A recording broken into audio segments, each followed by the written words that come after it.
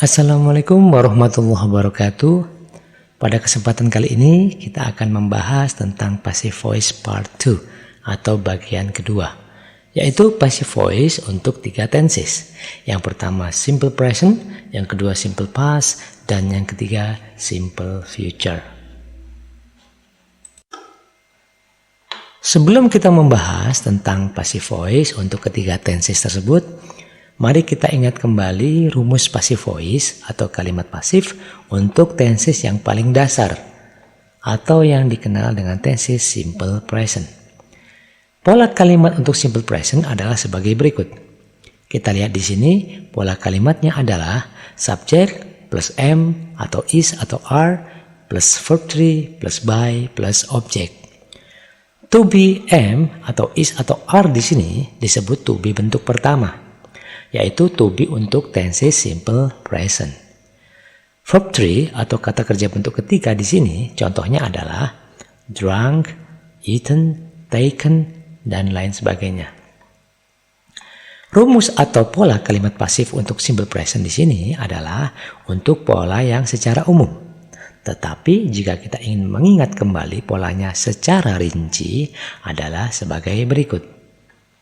Untuk bentuk negatif ada penambahan kata not, dan untuk yang bentuk interrogatif, to be-nya berada di depan kalimat sebelum subjek dan diakhiri dengan tanda tanya di belakang kalimat. Untuk contoh kalimat pasif dari simple present, mari kita lihat. Television is watched by Budi every day. Pola kalimatnya sudah mengikuti pola kalimat pasif simple present, yaitu sebelum kata kerja ketiga atau verb 3, to be-nya menggunakan to be bentuk pertama, is. Mari kita lihat arti kalimatnya. Televisi ditonton oleh Budi setiap hari. Kita lihat juga di sini, ada keterangan waktu every day, yang artinya setiap hari. Keterangan waktu every day merupakan keterangan waktu yang menjadi ciri khas dari tenses simple present. Perlu diingat lagi bahwa subjek pada kalimat pasif adalah subjek yang dikenai perbuatan. Televisi ditonton oleh Budi. Televisi dikenai perbuatan. Sekarang coba kita lihat kalimat aktif dari kalimat pasif ini sebelumnya, sebelum diubah menjadi kalimat pasif. Budi watches television every day. Pada kalimat aktifnya, kata kerjanya adalah kata kerja bentuk pertama. Setelah diubah menjadi kalimat pasif, berubah menjadi bentuk ketiga. Dan terjadi perubahan posisi objek menjadi subjek. Kita lihat kedua kalimatnya. Pada kalimat aktif dan yang kalimat pasif, kedua-duanya menggunakan keterangan waktu yang menunjukkan aktivitas rutin, yaitu every day, yang merupakan keterangan waktu dari tenses simple present. Selain every day, contoh keterangan waktu untuk simple present lainnya adalah every week, every month, every year, dan sebagainya. Contoh lain kalimat pasif dengan tenses simple present adalah the books are bought by Tommy every month.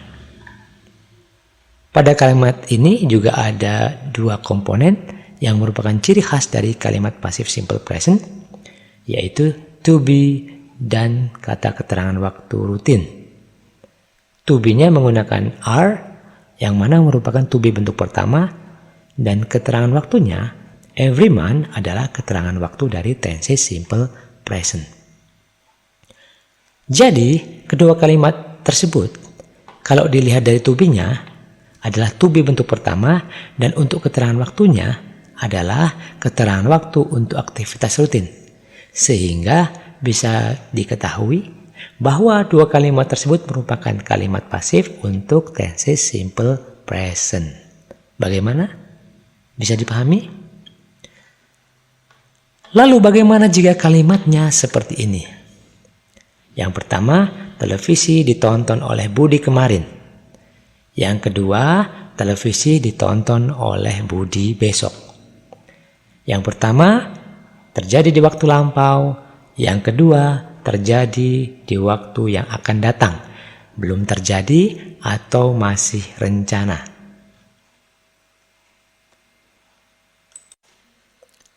Kita tunjukkan lagi ketiga kalimat yang tadi yang menggunakan keterangan waktu yang berbeda.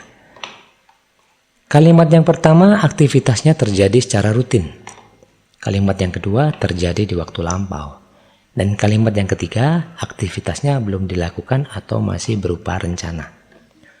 Kalimat yang aktivitasnya terjadi secara rutin disebut simple present. Yang aktivitasnya lampau disebut simple past. Yang belum terjadi atau masih berupa rencana adalah simple future. Untuk yang simple present, polanya adalah subject plus to be bentuk pertama plus verb 3 dan seterusnya. Untuk yang simple past, polanya adalah subject plus to be bentuk kedua plus verb 3 dan seterusnya. Dan untuk yang simple future, polanya adalah subject plus to be future plus verb 3 dan seterusnya. Kita bandingkan untuk rumus yang bentuk positif dulu ya.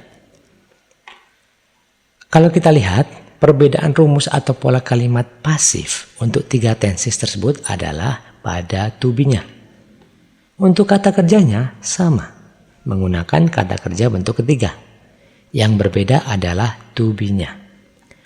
Untuk pola kalimat pasif yang tensesnya adalah simple present, to be-nya adalah am atau is atau are. Untuk tenses simple past, to be-nya adalah was atau were. Dan untuk yang tenses simple future, to be-nya adalah will be. Jadi, kalau kita terapkan pada kalimat pasif untuk masing-masing tenses, jika kita diminta mengisi to be yang tepat, sekaligus kata kerja yang tepat, dengan melihat pada kata keterangan waktunya, maka kita bisa dengan mudah melengkapi kalimat ini. Untuk kalimat pertama, to be dan kata kerjanya adalah is watched. Kenapa to be-nya is? Karena to be is adalah untuk subjek benda tunggal. Dan pada kalimat ini subjeknya adalah television, kata benda tunggal. Yang kedua, was watched. Dan yang ketiga, will be watched. Mudah bukan? Jadi kalau kita tuliskan, bagan dari to be berdasarkan tensesnya adalah sebagai berikut. Untuk simple present, to be-nya adalah am atau is atau are. Untuk simple past, to be-nya adalah was atau were. Dan untuk simple future, to be-nya adalah will be. Bagaimana? Sudah lebih paham? Baiklah, agar lebih paham, mari kita coba menentukan to be dengan melihat subjeknya dan dengan berdasarkan tensesnya dari tabel berikut ini. To be-nya terbagi menjadi 3 pembagian berdasarkan tensesnya dan kita berlatih untuk menentukan to be dari subjek yang tertera di situ. Bagaimana? Apakah kalian bisa menentukan to be yang tepat di kolom-kolom tersebut? Baiklah, akan kita beri pilihan agar lebih mudah. Untuk simple present, pilihannya is atau are. Untuk simple past, pilihannya was atau were. Dan untuk simple future, pilihannya adalah will be. Hanya will be, tidak ada yang lain. Jadi, yang paling mudah adalah menentukan to be untuk simple future. To be-nya semuanya will be. Semuanya. Selanjutnya adalah menentukan to be simple present dan to be simple past. Kita harus melihat subjeknya apakah termasuk benda tunggal atau jamak. The books, benda tunggal atau jamak? Benda jamak. The floor, tunggal atau jamak? Tunggal. The car, tunggal atau jamak? Tunggal. The buildings, tunggal atau jamak? Jamak. The cakes, tunggal atau jamak? Jamak. The baby, tunggal atau jamak? Tunggal. Children, tunggal atau jamak? Jamak. Mudah bukan? Berikutnya, let's practice. kita akan langsung berlatih merubah kalimat aktif menjadi kalimat pasif untuk tenses simple past. Change active into passive, merubah kalimat aktif menjadi pasif.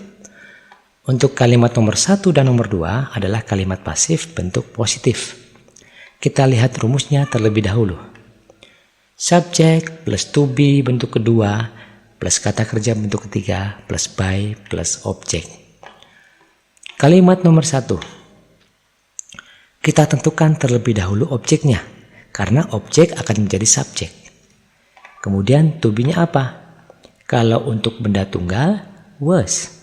Kemudian kata kerja pada kalimat aktif yang merupakan bentuk kedua kita ubah menjadi bentuk ketiga. Selesai. I cleaned my house menjadi my house was cleaned. Kalau ingin lebih lengkap, tinggal merubah subjek menjadi objek dan menambahkan keterangan waktunya. Kalimat nomor 2. Kita tentukan terlebih dahulu objeknya, karena akan menjadi subjek. Kemudian to be-nya apa? Kalau untuk benda jambak, ya were. Kemudian kata kerja pada kalimat aktif yang merupakan bentuk kedua, broke, kita ubah menjadi bentuk ketiga, broken. Selesai. He broke some bottles menjadi some bottles were broken. Kalau ingin lebih lengkap, tinggal merubah subjek menjadi objek dan menambahkan keterangan waktunya. Kalimat nomor 3 adalah kalimat pasif bentuk negatif. Kita lihat rumusnya terlebih dahulu. Subject plus to be bentuk kedua, plus not, plus kata kerja bentuk ketiga, plus by, plus object. Hanya menambah not saja setelah to be. Kita ubah objek menjadi subjek, kemudian to be-nya adalah was, setelah to be was, karena pada kalimat aktifnya ada kata didn't, yang merupakan ciri khas kalimat simple past bentuk negatif, maka kalimat pasifnya cukup diikuti oleh kata not, atau bisa disingkat wasn't. Kemudian kata kerja meet kita ubah menjadi met. Selesai. We didn't meet Mr. John menjadi Mr. John wasn't met. Kalau ingin lebih lengkap, tinggal merubah subjek menjadi objek dan menambahkan keterangan waktunya. Kalimat nomor 4. Kalimat nomor 4 adalah kalimat pasif bentuk interrogatif atau pertanyaan. Kita lihat rumusnya terlebih dahulu. To be bentuk kedua, plus subjek, plus kata kerja bentuk ketiga, plus by, plus objek. To be bentuk kedua diletakkan di depan kalimat sebelum subjek. Karena bentuk kalimat pertanyaan, maka to be-nya ditaruh di depan. Kenapa were? Karena objek pada kalimat aktif yang mana merupakan benda jamak berubah menjadi subjek pada kalimat pasif. Kemudian kata kerja read kita ubah menjadi read. Tulisannya sama tapi bacanya berbeda. Selesai. Did she read magazine menjadi were magazine read. Kalau ingin lebih lengkap tinggal merubah subjek menjadi objek dan menambahkan keterangan waktunya. Bagaimana? Paham? Selanjutnya, kita berlatih untuk merubah kalimat aktif simple future menjadi kalimat pasif. Untuk kalimat nomor 1 dan nomor 2 adalah kalimat pasif bentuk positif. Kita lihat rumusnya terlebih dahulu. Subject plus will be plus kata kerja bentuk ketiga plus by plus object. Kalimat nomor 1. Kita tentukan terlebih dahulu objeknya karena akan menjadi subjek. Kemudian to be-nya adalah will be. Kemudian kata kerja kita ubah menjadi bentuk ketiga. Selesai. I will help my mother menjadi my mother will be helped. Kalau ingin lebih lengkap tinggal merubah subjek menjadi objek dan menambahkan keterangan waktunya. Kalimat nomor 2. Kita ubah objek menjadi subjek, kemudian ditambah will be, kemudian kata kerja sell dirubah menjadi sold. Selesai. He will sell cakes menjadi cakes will be sold.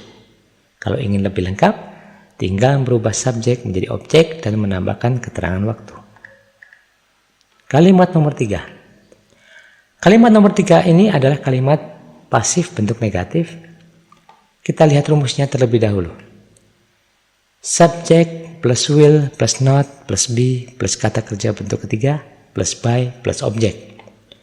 Hanya menambah not saja setelah will atau sebelum kata be. Kita ubah objek menjadi subjek. Karena bentuknya negatif, maka ditambah not.